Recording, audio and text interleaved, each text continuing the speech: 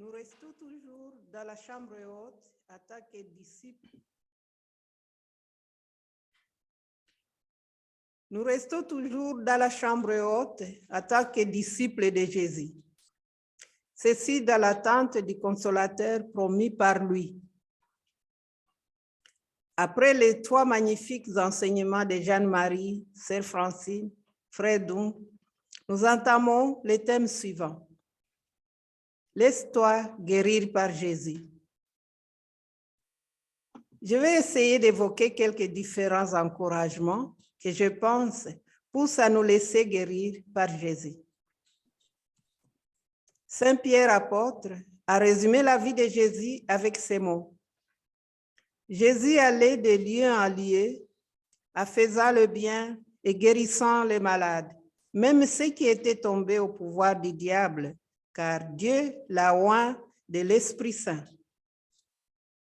Nous savons par l'évangile de Jean qu'on ne pourrait pas écrire tout sur la vie de notre Seigneur, car, pense-t-il, le monde entier ne le contiendrait pas.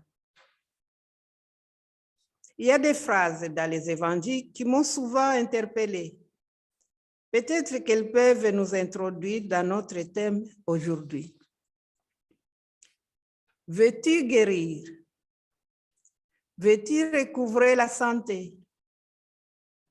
Lève-toi, il t'appelle. Que veux-tu que je fasse pour toi? Je te dis que si tu crois, tu verras la gloire de Dieu. Aie confiance, ma fille, ta foi t'a sauvée. Dans la guérison du paralytique, porté par 4 personnes qui ont percé la toiture, Jésus souligne leur foi. Jésus voyait la foi de ces gens. Jésus pénètre nos pensées intérieures. Il n'y a rien en nous qui lui échappe. Pour la guérison de l'infirme à la piscine de Bethesda, Jésus a appris que cet homme est dans cet état depuis longtemps déjà. Il lui dit, « Veux-tu recouvrer la santé? » « Seigneur, lui dit-il, je n'ai personne pour me jeter dans la piscine. » Ici, c'est Jésus qui vient vers lui. Nous pouvons admirer également la foi de la Cananéenne qui, suite à la réponse déconcertante de Jésus, lui rétorque que les petits chiens mangeaient volontiers les miettes qui tombent de la table de leur maître. Jésus la récompense en disant, « Ô femme, grande est ta foi, qu'il te soit fait comme tu le souhaites. » Par ailleurs, Jésus associe ses disciples à sa mission de guérison.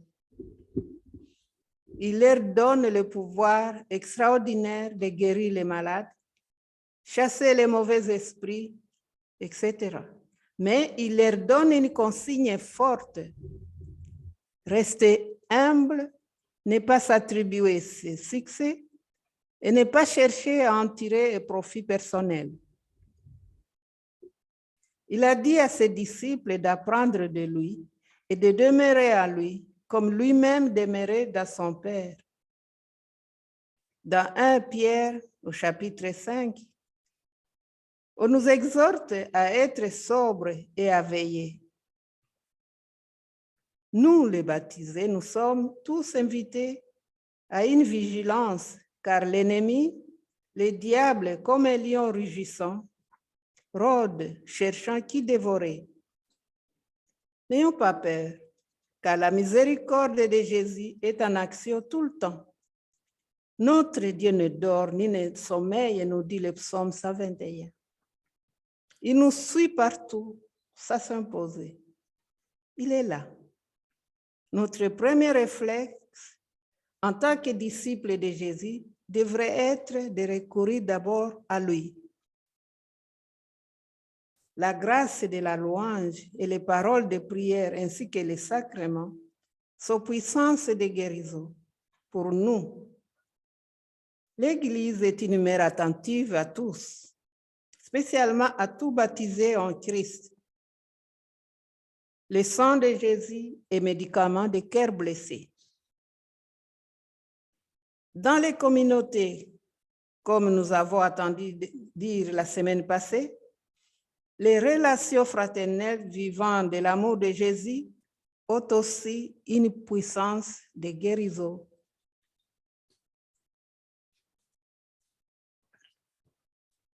L'esprit de cet amour y est à l'œuvre pour que le pardon et la correction mutuelle agissent. Comme Jésus, après son baptême, a été poussé au désert pour être tenté, les baptisés sont également tentés dans ce monde, mais la victoire de Jésus nous rend vainqueurs. Restons debout avec lui et comptons sur lui seul. De même que dans la barque de Pierre, ballottés par la tempête, les disciples l'ont réveillé pour qu'il les sauve. Ainsi quand notre cœur est secoué par de multiples tourments, n'hésitons pas à les réveiller, à l'appeler au secours. Nous vivons dans ce monde un vrai désert où nous sommes noyés par des désirs de bonheur superficiels, des sentiments d'orgueil et de supériorité, des complexes de toutes sortes, nos jugements, nos haines, nos angoisses et nos peurs de vivre démunis, des guerres, des manques de travail, tout cela est un lourd fardeau qui nous plonge dans des tentations énormes qui peuvent nous engloutir et nous éloigner de la vie en Jésus. Nous manquons d'assurance et nous oublions que Dieu nous aime et qu'il nous appelle et qu'il est avec nous. L'espérance s'envole.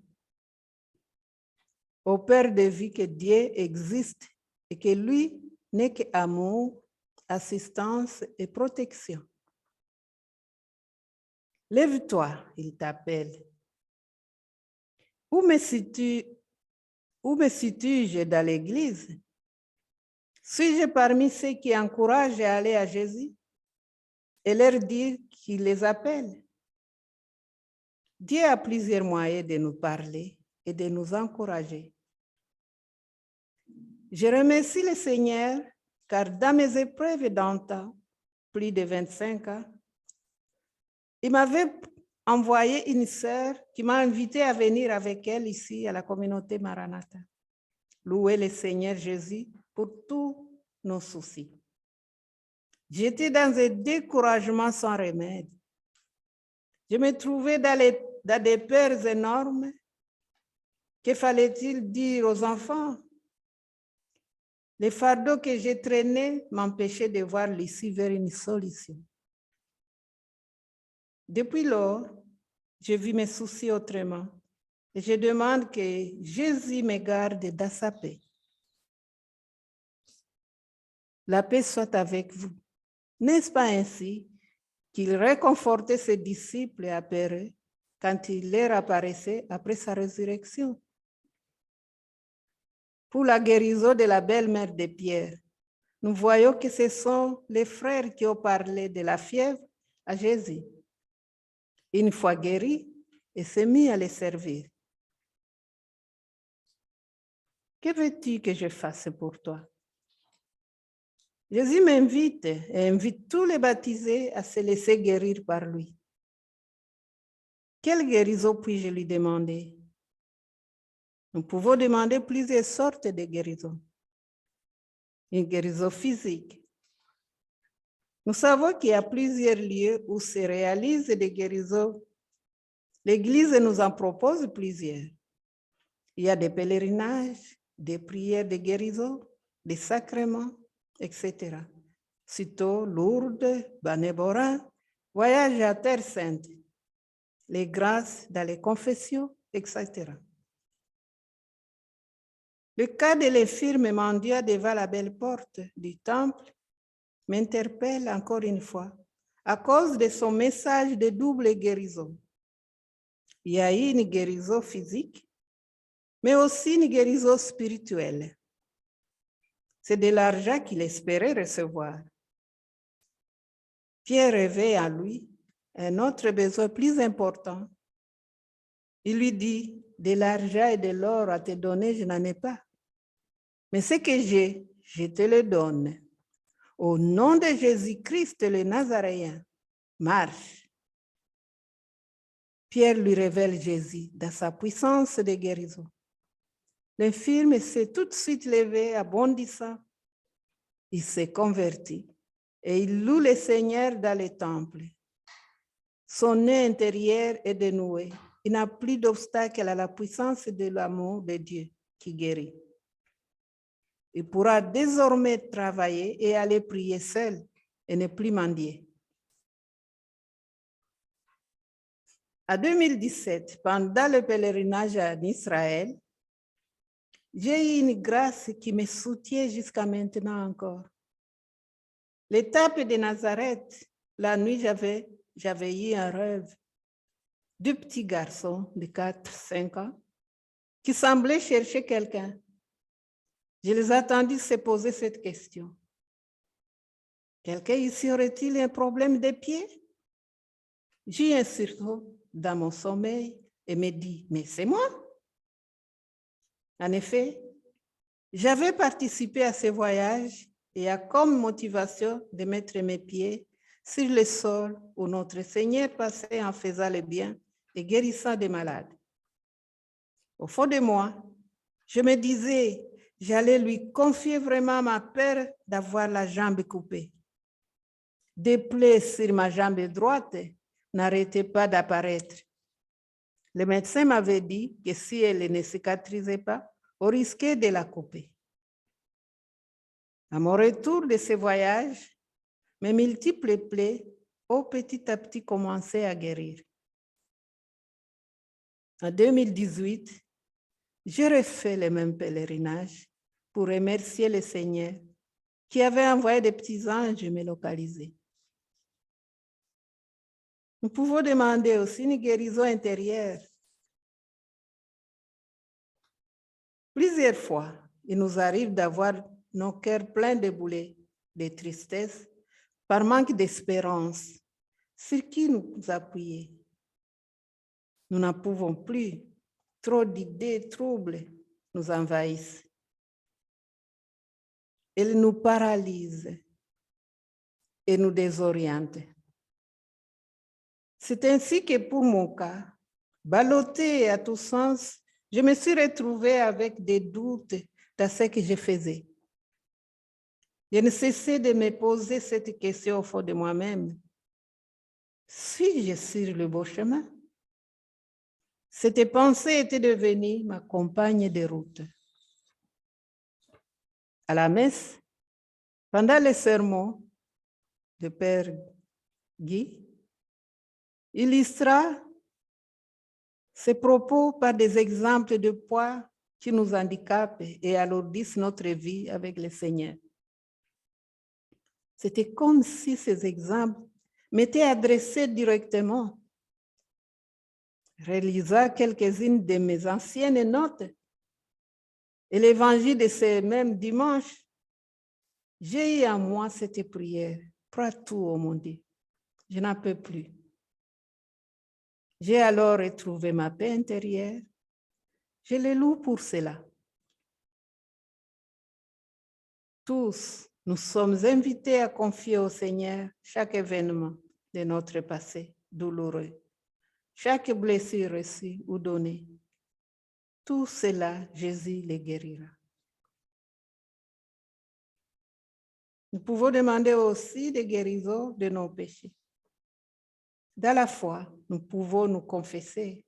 L'Église nous offre plusieurs moments pour confesser nos péchés qui nous éloignent de la grâce de Dieu.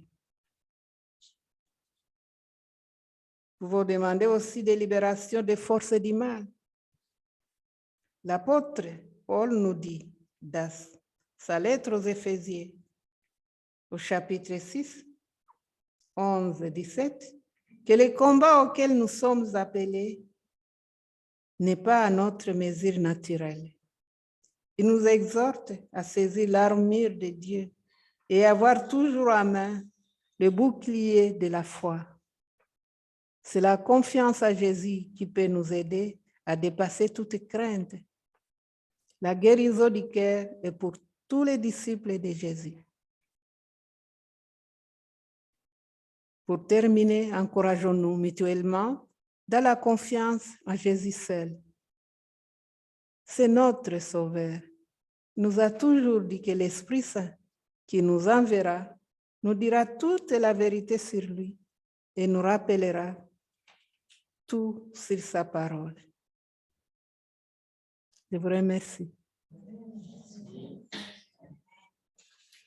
Merci Jésus, pour ton amour, pour ta bonté, tu pardonnes, tu consoles, tu guéris. Mon Jésus, tu m'as comblé, tu m'as béni et façonné. Gloire à toi, le vivant, ressuscité. Merci Jésus. Je veux te bénir sans cesser, proclamer partout ta bonté. Je veux te crier ma joie et chanter ton nom. Merci Jésus. Merci Jésus pour ton amour, pour ta bonté. Tu pardonnes.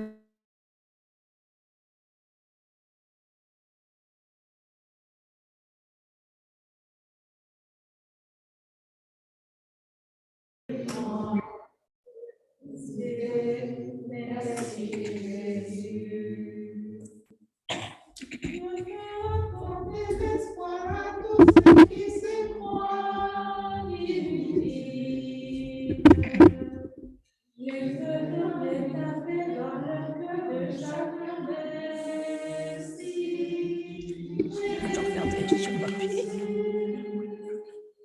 Merci Jésus pour ton amour, pour ta bonté. Tu pardonnes, tu consoles et tu guéris. Toi Jésus, tu m'as comblé, tu m'as béni et façonné. Gloire à toi, le vivant, ressuscité. Merci Jésus.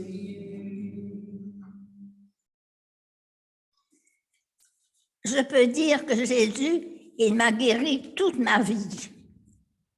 Parce que d'ailleurs, c'est grâce à lui, grâce à son amour, si je suis encore ici ce soir à 96 ans. Parce que Jésus, ça vaut bien des médicaments. Encore qu'il ne faut pas les éviter. Hein.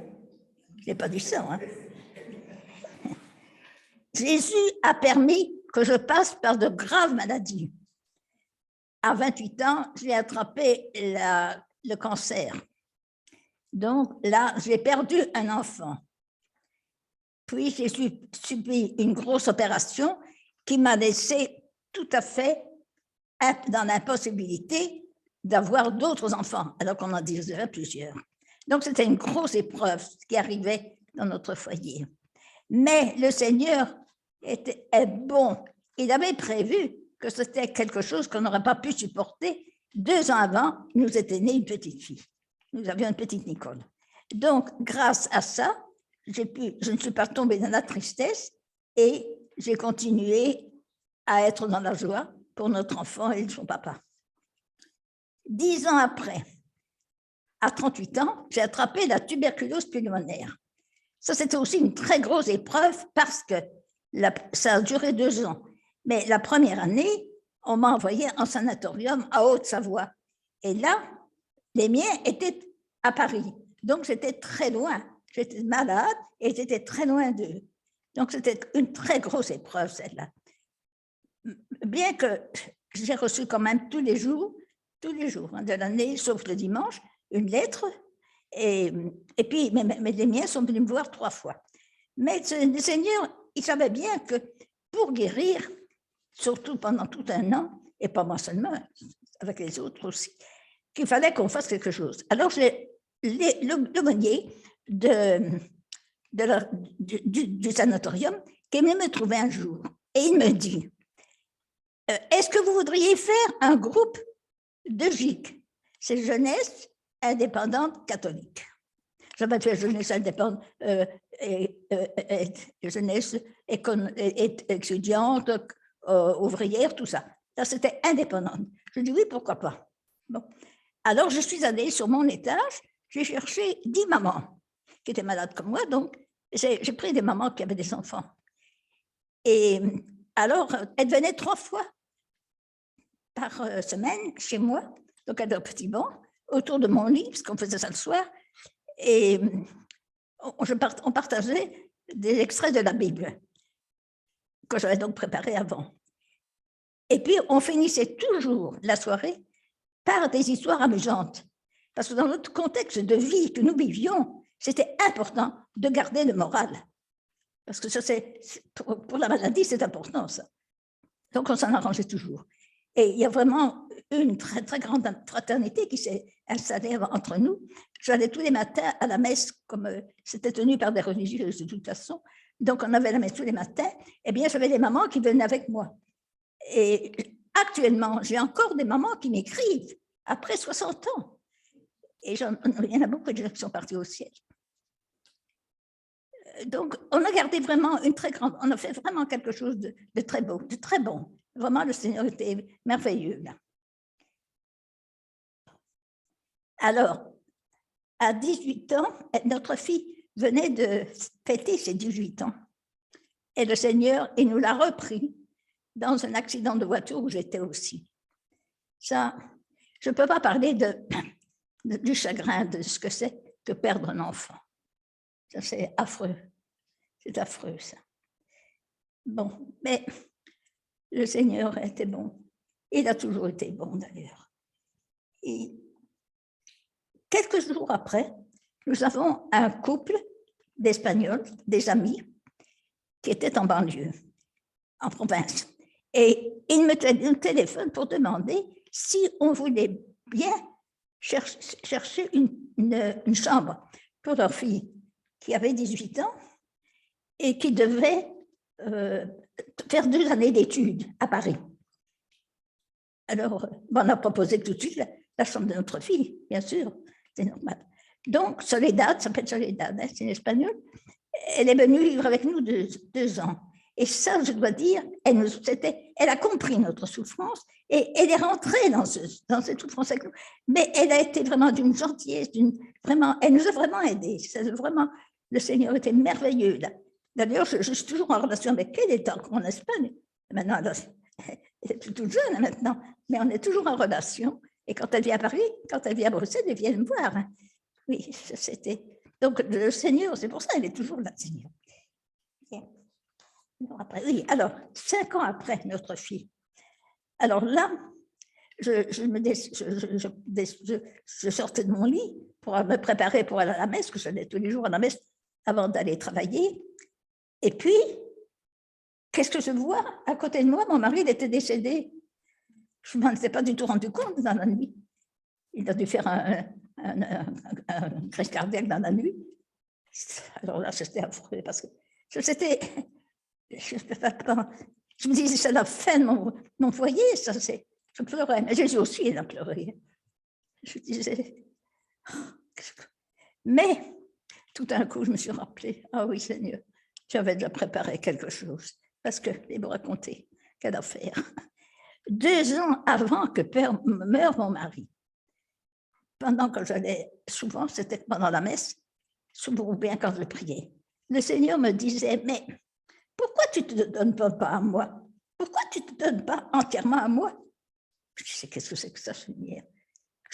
Et à ce moment-là, j'ai un mari qui était malade.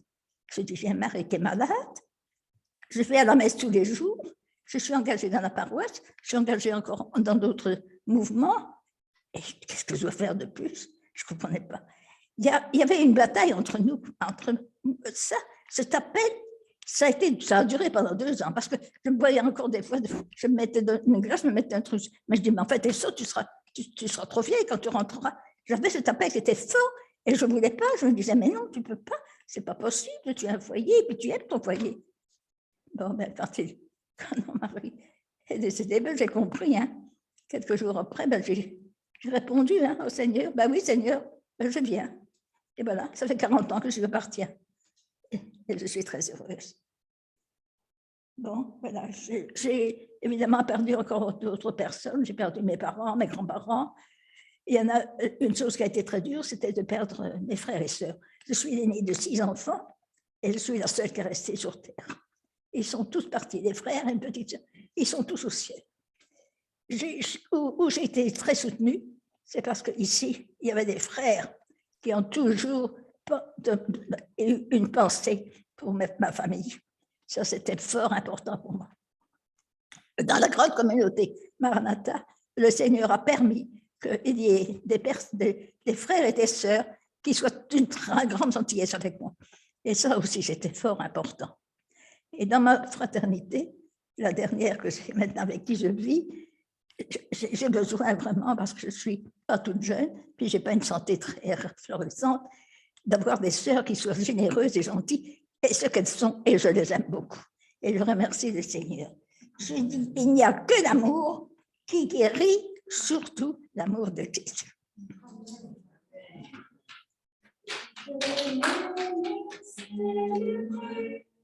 So